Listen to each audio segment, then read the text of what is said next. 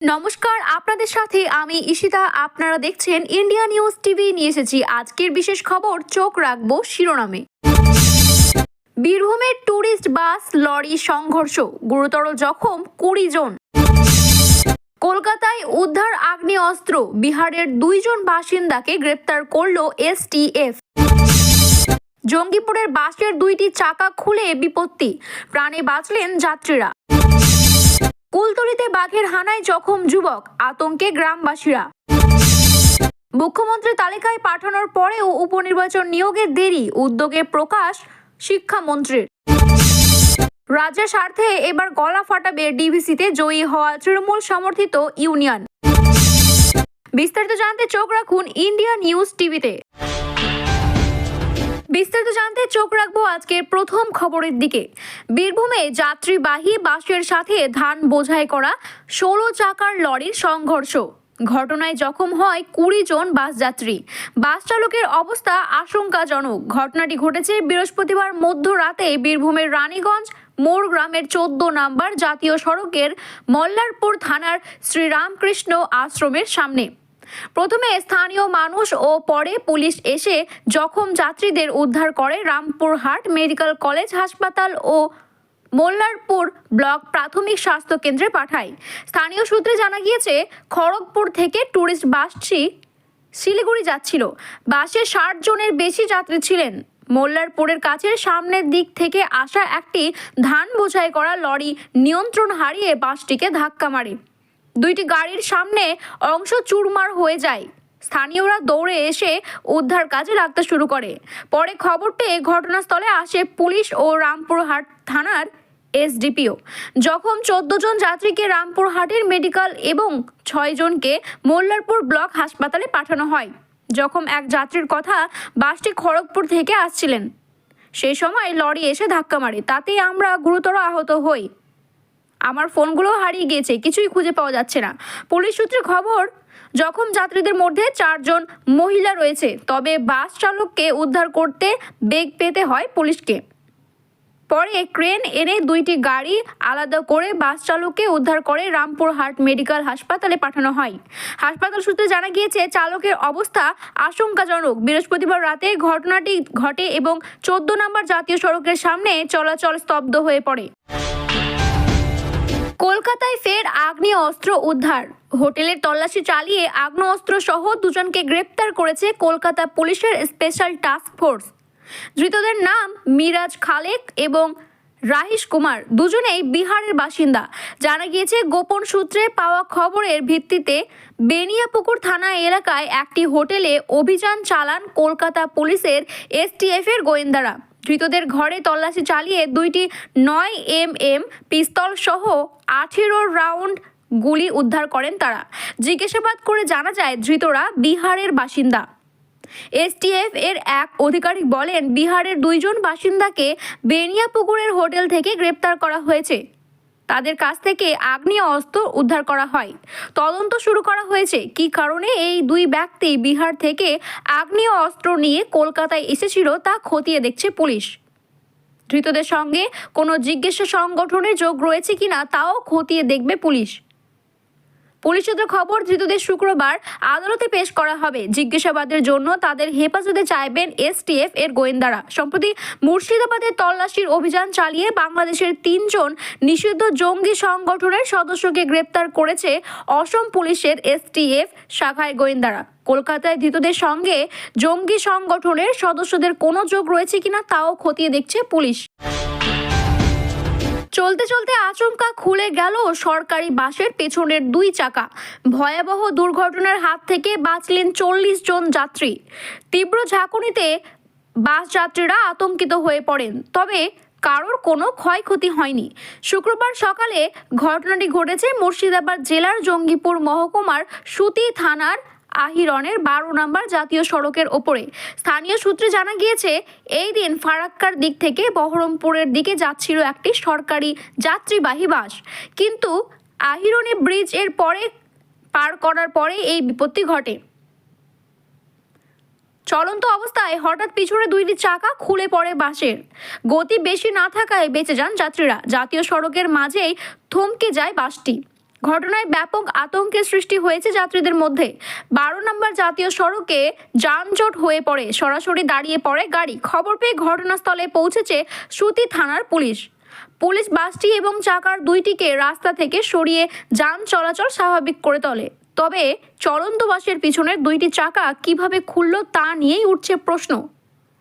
বাসের যাত্রী সাখাওয়াত হোসেন বলে, সরকারি বাস করে বহরমপুরের দিকে যাচ্ছিলাম, সেই সময় গাড়ির পিছনের দুইটি চাকা খুলে যায়। বাসটি 60 থেকে 65 গতিতে চলছিল। উপরওয়ালা বাসটিকে বাঁচিয়ে দিয়েছে, না হলে বড় কিছু হতে পারত বলে সূত্রে খবর। কুলতলি গ্রামে বাঘের হানা। বৃহস্পতিবার রাতে বাঘের হামলায় জখম এক যুবক। ঘটনাকে কেন্দ্র করে চাঞ্চল্য ছড়িয়ে পড়ে এলাকার মধ্যে। আতঙ্কে রয়েছেন গ্রামবাসীরা। কুলতলির মাইপিট কোস্টাল থানার এলাকার ভুবনেশ্বরী অঞ্চলের পূর্ব দেবীপুরের ঘটনাটি ঘটে। স্থানীয় সূত্রে খবর, বৃহস্পতিবার রাতে নদীর পাশে দাঁড়িয়ে ফোনে কথা বলছিল আহত যুবক। সেই সময় পিছন দিক থেকে এসে তার উপরে আতঙ্কে হামলা করে সেই বাঘ। অল্পের জন্য প্রাণে বাঁচেন ওই যুবক। আহত যুবকের নাম রাহুল হালদার।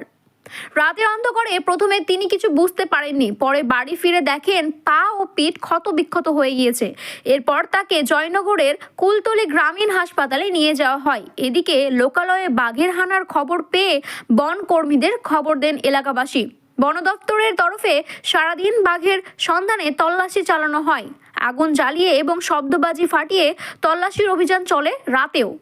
বাঘটিকে জঙ্গলে ফেরানোর ব্যবস্থা করা হয়, কিন্তু এলাকাবাসীদের দাবি সেই বাঘ এখনো জঙ্গলে ফেরেনি। আতঙ্কে রয়েছে পুরো একটি গ্রামই।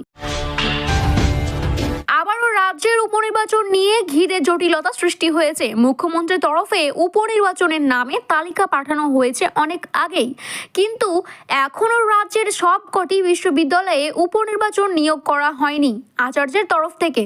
যা নিয়ে রীতিমতোই উদ্বিগ্ন হয়ে পড়েছেন শিক্ষামন্ত্রী ব্রাত্য বসু। বৃহস্পতিবার নিউটাউনে ভাষা মেলা উদ্বোধন করতে গিয়ে তার গলায় শোনা গেল উদ্বেগের সুর। আইনি পরামর্শ নিয়ে সুপ্রিম কোর্টের মতামত রাখতে পারে রাজ্য সরকার। শিক্ষামন্ত্রী ব্রাত্য বসু বলেন, আমরা আশাবাদী সবকটি বিশ্ববিদ্যালয়ে উপনির্বাচন নিয়োগ করা হবে, কিন্তু অকারণেই বিলম্ব হবে কেন? যার কারণে এই বিলম্বের কোনো অর্থই নেই। বিলম্ব করা মানে হলো সুপ্রিম কোর্টকে অগ্রাহ্য করা। আগামী মাসে শীর্ষ আদালতে ফের শুনানি রয়েছে। আমরা আইনি পরামর্শ নিয়ে এই বিষয়ে অবশ্যই কিছু বলতে পারি। উপাচার্য নিয়োগের ঘিরে রাজভবন এবং রাজ্যের সংঘাত নতুন নয়, সেই সংঘাতের জাল গড়িয়েছে সুপ্রিম কোর্ট পর্যন্ত। উচ্চশিক্ষা দপ্তরের সঙ্গে কোনো রকমের যোগাযোগ না করেই একাধিক অস্থায়ী উপাচার্য নিয়োগের অভিযোগ ছিল আচার্য তথা রাজ্যপালের বিরুদ্ধে। তারপরে সুপ্রিম কোর্টে দ্বারস্থ হয়েছিল রাজ্য সরকার। সেখানে মুখ থুবড়ে পড়ে রাজভবন। সুপ্রিম কোর্টের তরফে একটি কমিটি তৈরি করে দেওয়া হয়েছিল। সেই কমিটির 3 জনের নামে তালিকা পছন্দ করে মুখ্যমন্ত্রীর কাছে পাঠানো হয়। সেখান থেকে নাম বাছাই করে মুখ্যমন্ত্রী পাঠিয়ে দেন আচার্যকে। তারপরে স্থায়ী উপাচার্য নিয়োগ করার প্রক্রিয়া শুরু করেন রাজ্যপাল তথা আচার্য সিভি আনন্দ বোস। মুখ্যমন্ত্রী মমতা বন্দ্যোপাধ্যায়ের 36টি বিশ্ববিদ্যালয়ে উপাচার্যের নাম রাজভবনে পাঠিয়ে দিয়েছে, কিন্তু এই মুহূর্তে রাজ্যে নিয়োগ করা হয়েছে মাত্র 14 জন স্থায়ী উপাচার্যকে। কেন মুখ্যমন্ত্রীর নাম পাঠানোর পরেও বিলম্ব করছেন রাজভবন? এই নিয়েই প্রশ্ন উঠেছে অনেক। দামোদর ভ্যালি কর্পোরেশনে এবার তৃণমূল কংগ্রেসের ইউনিয়ন। বৃহস্পতিবার কলকাতায় প্রেস ক্লাব আনুষ্ঠানিকভাবে সাংবাদিক সম্মেলন করে এই বিষয়ে জানালেন রাজ্যের কৃষি মন্ত্রী শোভনদেব চট্টোপাধ্যায়। একই সঙ্গে তিনি এও জানিয়ে দিলেন, এতদিন পর্যন্ত ডিভিসির তরফে জল ছেড়ে রাজ্যকে বানভাসি করলেও ডিভিসির ভিতর থেকে প্রতিবাদের কোনো সুযোগ ছিল না। এবার প্রয়োজনে এর বিরুদ্ধে প্রতিবাদ জানাতে পারবে তৃণমূল কংগ্রেসের ইউনিয়ন। এদিন ডিভিসির কামগড় সংগঠনের তরফ থেকে সংস্থার সম্পাদক পুষ্পেনজিৎ দাস বলেন, সাধারণত জল ছাড়ার আগে রাজ্যকে বিশেষ করে রাজ্যের মুখ্যমন্ত্রীকে জানানো বাধ্যতামূলক ছিল। 1948 সালে যে আইন রয়েছে তাতে স্পষ্টভাবে এই কথাই বলা হয়েছে, কিন্তু বহু ক্ষেত্রে দেখা গিয়েছে এই নিয়ম মানাই হয় না। কিন্তু এবার থেকে অন্যথা হলে ডিভিসির ভিতর থেকে আমাদের ইউনিয়নের বিরুদ্ধে প্রতিবাদ করবে। তিনি এই কথাও জানিয়েছে, রাজ্যের স্বার্থে একইভাবে তৃণমূল কংগ্রেসের সমর্থন ইউনিয়নের ক্ষমতায় আসা জরুরি ছিল। প্রসঙ্গত, সাম্প্রতিক অতীতের ডিভিসির যে ভোট হয়েছে তাতে বড় জয় পেয়েছে তৃণমূল কংগ্রেসের সমর্থিত শ্রমিক ইউনিয়ন বিবিসি কামগড় সংগঠন। এই জায়গায় থেকে সংগঠনের সভাপতি হিসেবে রাজ্যের মন্ত্রী শোভনদেব চট্টোপাধ্যায় এই দিন জানান, সর্বভারতীয় ক্ষেত্রে এই জয় তৃণমূল কংগ্রেসের জন্য একটা বড় স্বীকৃতি। তিনি এও জানিয়েছেন, সাম্প্রতিক অতীতে হওয়া ওই নির্বাচনে 2840টি ভোটের মধ্যে 1414 ভোট পেয়ে আইএনটিটি ইউসি সমর্থিত এই ইউনিয়ন জয়ী হয়েছে। ডিভিসি কর্মীদের স্বার্থে কাজ করতে বাধ্যপরিকর এই শ্রমিক ইউনিয়ন।